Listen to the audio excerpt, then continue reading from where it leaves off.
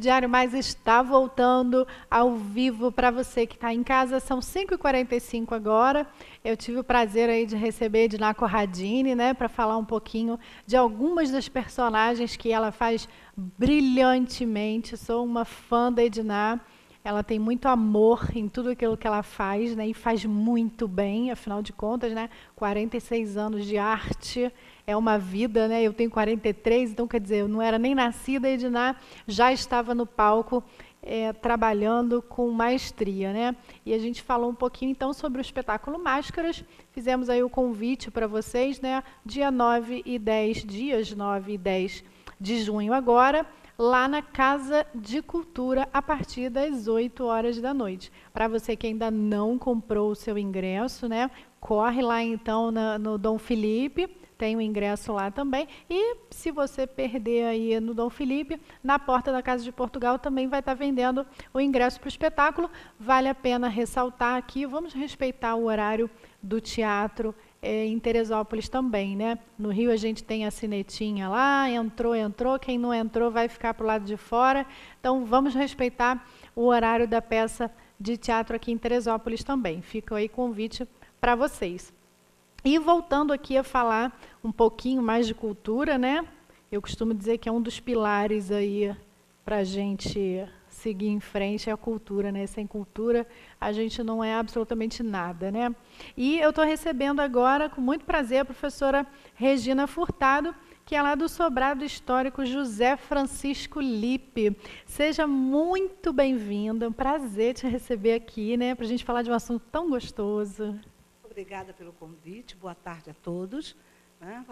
Tudo que nós precisamos, gostamos, é de divulgação. Né? Então, essa oportunidade da gente falar do trabalho, então isso é importantíssimo para nós. Obrigada pelo convite. Eu que agradeço, imagina, né? E aí a gente fazendo uma breve pesquisa, assim, né, até para entrevista, olha que dados interessantes e bem bacanas, né, para a gente compartilhar. O museu aqui em Teresópolis já teve mais de 10 mil visitantes registrados, né? Tem o cadastro no IBRAM, Instituto Brasileiro de Museus, título de utilidade pública, muito bacana também, né, para Teresópolis, prêmio Lions de Cultura, certificado do Tour de Experiência Serra Carioca, várias parcerias com o SESC aí, cadastro no IFAM desde 2006, ou seja, um congraçamento aí para esse trabalho belíssimo, né? Obrigada pela pesquisa, muito bem, obrigada mesmo, e isso tudo é verdade mesmo. Né? Mas a gente tem que salientar tudo o que é feito com amor, carinho e para o bem da nossa cidade, né? É uma luta muito grande, né? Muito, muito. E eu sempre digo que o nosso trabalho é um trabalho de perseverança e formiguinha, né? Nós estamos abertos desde 2004. Né? Então, a gente vai passo a passo, conquistando, aos poucos, conquista aqui, conquista ali, né? Então, para chegar a esse patamar. Vamos puxar esse fio da meada aí, que é super importante para quem, por um acaso, ainda não conhece, né? Não sabe que nós temos o Museu em Teresópolis. Como é que começou essa história toda aí? Olha, essa história é muito longa, né? Mas vamos lá. Então, Venda Nova, parte de Venda Nova, ou quase Venda Nova, era da propriedade do seu José Francisco Lippe, o senhor Pepino, que vem a ser o avô do meu marido. Né? Então, a fazenda é vendida na década de 80. Em 1990, o meu marido, José Luiz Lippe Leite, né, ele herda o sobrado. Né? Só que o sobrado era uma casa fechada há mais de 30 anos. Né? Então, uma casa, e no tempo que Venda Nova, o terceiro distrito, era meio que roça. Né? A estrada era ruim, a luz, telefone não existia. Então, aquilo era uma herança, uma casa muito distante, né? Para se ir da cidade, do centro da cidade, até lá, era muito difícil. Bom, então, herda-se aquele sobrado, fechado, mais de 30 anos. Então, a mágica que hoje considero é quando nós conseguimos entrar na casa e chegar nos porões. Né? Então, porque tem os porões. Então, os porões é que nós achamos aquele material que dá origem ao museu. Né? Achamos, por exemplo, cartas do Sebastião Teixeira, prefeito de Teresópolis, 1921. dentro de tudo que você possa imaginar de tralhas, né? De entulho dentro de depósito, de porão.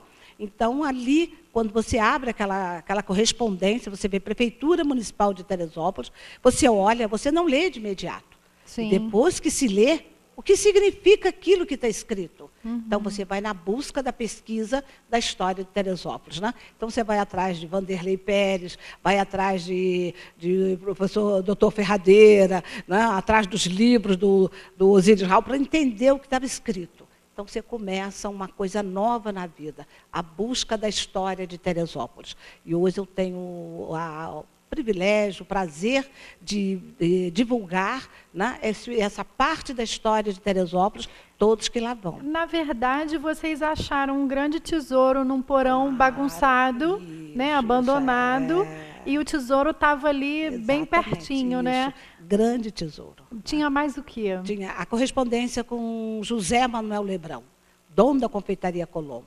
Quando se abre aquilo, você pensa assim, o que tem José Manuel Lebrão, Confeitaria Colombo, com na década de 20, de 30, o que tem a ver? Aí você vai descobrir que toda aquela região era plantação de marmelo. Né? Para fazer a famosa... O José Francisco fornecia para José Manuel Lebrão o marmelo para fazer a famosa marmelada Colombo. Que não você que é menina, né? Mas toda a minha geração, um pouquinho antes ou toda, né? Tem na memória, né? Aquela latinha retangular, mas verde, eu lembro de marmelada. Latinha. Né? Eu tenho 43, eu lembro dessa latinha, minha avó tinha sempre em casa. Isso. Eu espero, toda vez que eu falo, eu espero que alguém vá fazer uma doação ao museu. Porque esta latinha representa uma parte importantíssima do nosso museu. Então, toda vez que eu comento e falo, eu tenho a esperança de alguém falar assim, eu tenho uma latinha dessa, guardada, jogada, ou guardada mesmo para mim, né? Ou melhor, para o museu. Quem sabe, né? Alguém quem sabe, que esteja assistindo ouvindo, o programa, né? Que tem uma conhece latinha. Alguém que tenha, bacana. Isso é um desejo e não vamos dizer necessidade, né? Mas seria importantíssimo para o museu. Né? Ter ali esse material riquíssimo, né? Eu tenho a latinha da miscelânea. Né? Alguém já fez uma doação, eu só tenho da miscelânea, que era um doce também da Confeitaria Colombo dessa época. Agora, a marmelada não tenho. Gostaria muito que tivesse. Fizesse parte do acervo. E fez parte da história do município, essa marmelada, quem conhece a história, né? Da família Colombo. Isso. Quem não conhece Confeitaria Colombo no centro da cidade, acho que é o melhor chá da tarde que linda, que existe. Né? E você sabe onde era a casa do José Manuel Lebrão, em Teresópolis? Ali na Hermitage. Eu conheci aquele castelo. Quando ainda não era invadido, ainda não tinham aquelas casas ali. Linda, né? Era somente aquela casinha lá em cima, aquela casinha, aquele palacete lá em cima, estava abandonado, inclusive. Mas a gente conseguiu visitar, infelizmente, todo depredado, todo sujo, abandonado. A gente fica assim muito triste. Hoje eu acho que nem dá mais para se ver, né? Porque levantou tanto prédio ali, tanto... só se for muito perto e tal. Né? Mas é muito interessante. Então, você começa a descobrir, né, esse material todo. Então, quem é responsável? Hoje eu considero responsabilidade do museu, porque nós morávamos atrás da Prefeitura de Teresópolis, bem no centro, né? Então, nós acabamos nos mudando em 97 para lá. Né? Então, vai arrumando e tal, ajeitando, mas ainda não tinha ideia de museu. Né? Quem a ideia de museu vem com a mídia. Primeiro uma revista local, depois o encarte do Globo. Mas aí, como é que foi isso? Você acha uma carta, em seguida acha uma outra carta e começa a achar um monte de tesouro? São muitos, são 12 livros das pessoas que compravam no armazém, desde 1910. Só tem nome de homem, porque era uma sociedade patriarcal. A mulher não tinha expressão, não tinha crédito, né? Então, esses livros são das pessoas que compravam no armazém. Então, a professora Vera Rebelo, que é minha secretária no museu, nós estudamos juntas, trabalhamos juntas, então nós fizemos um índice remissivo. E ela praticamente completou o índice. Então, se você chegar lá e diz, ai, Regina, o meu avô conta, minha avó contava, eu tenho uma fotografia e tal. Aí eu digo, será que seu avô comprou no armazém do José Francisco Lippe? Então nós vamos abrir o índice remissivo, vou achar o nome do seu avô, do seu bisa. Aí eu digo, está no livro 5, na página 48. Aí nós vamos abrir, vamos ler, você vai ver que seu avô comprou um metro de chita, comprou um lenço de seda, um chapéu de Panamá, né, ou então um arreio para o cavalo. Então, esse é o resgate da memória. Então, isso aqui é formidável. Então, além de toda essa correspondência, tem correspondência com a Granado, né, acabou a Edna, acabou de falar do Granado, Cotito, aquela coisa toda, né? Então, com a Granado. Então, essa documentação toda, então nós começamos a estudar e tal, quer dizer, só nasce mesmo para museu em 2004, depois que a TV regional, meu marido e eu demos uma entrevista, e começamos, então, depois que a TV vai embora, então nós começamos a olhar todo o acervo e até a olhar o prédio e a nos olhar com outro olhar, um olhar novo, com o olhar da experiência. Então, nós começamos a receber visitantes desde 2004, né? E começamos a expor o material. Aí, depois, em 2006, ainda não sabíamos. Vocês moravam na casa? Moramos ainda. É a nossa residência. Moram lá ainda? Nossa residência. Tem tá. casa para morar e casa para visitação, né? Não, é a nossa residência. Entendi. Então, vocês começaram a juntar esse material todo, e aí sim começou a vir esse olhar de museu, de querer compartilhar com as pessoas todo esse tesouro, ainda sem ser museu. Começamos a compartilhar, mas sem ser museu, né? Recebemos escolas, recebemos visitas, mas só museu foi em 2006, que quando na internet está lá, cadastre seu museu. Porque até então a gente não sabia, estávamos tomando um veio cultural, sem saber se era casa de cultura, casa memória, não sabíamos o que éramos, então estava lá. Cadastre seu museu. Será que somos museu? Então, respondemos todo o questionário, aí dali daquele questionário transformamos um plural numa biblioteca, um outro num café, e aí então nós tomamos posse de todo o sobrado culturalmente. Olha que bacana. A gente tem umas fotos para ilustrar a entrevista, por favor, vou pedir para o Ricardo colocar. Esse é o casarão, né? Isso, é o museu, todo mundo conhece, porque fica bem ali na estrada, né, de Venda Nova. Externa, Lindíssima. É a fachada externa. Pode passar, por favor. Olha, a visitação, né? Aí já são... Todos esses... São grupos, né? São grupos. Hoje nós recebemos escolas, grupos, né? Grupos turistas, né? Recebemos. Ontem nós recebemos... Pode passar, ó. Aí Jardim, são alunos, né? também no Jardim. Isso é a Semana de Museus desse ano. Nós participamos da Semana de Museus desde 2007. Né? Todo ano tem um tema. Esse ano o tema foi paisagens culturais. Então, essa exposição, esse primeiro aí, acho que é Cachoeira, não sei bem. Né? Aí também, isso é da Semana de Museus, isso é uma tenda que a Secretaria Municipal de Cultura colocou no Jardim. Aí deve ser a escola... José Francisco Lippe, são alunos maiores. São alunos de escola, né? Visitando o espaço. Exatamente. Né? Aí já é outro momento. Né? Nós nos vestimos de época para receber, para ilustrar. Muito né? bacana. Isso muito aí já é o legal. encontro do Seron. Né?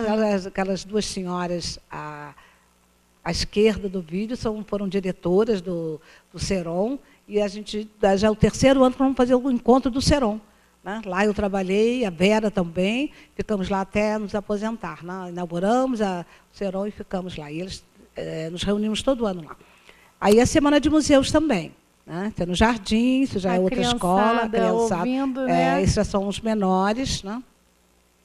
Vocês vestidos a caráter, ficou lindíssimo isso também. aí já é na biblioteca, já deve ser uma palestra, não sei, não recordo bem. Aí tem uma exposição, Meu Avô e Sua História, que é uma exposição permanente, feita pelo meu marido, né, com fotografias. A Semana de Museus aí, ó.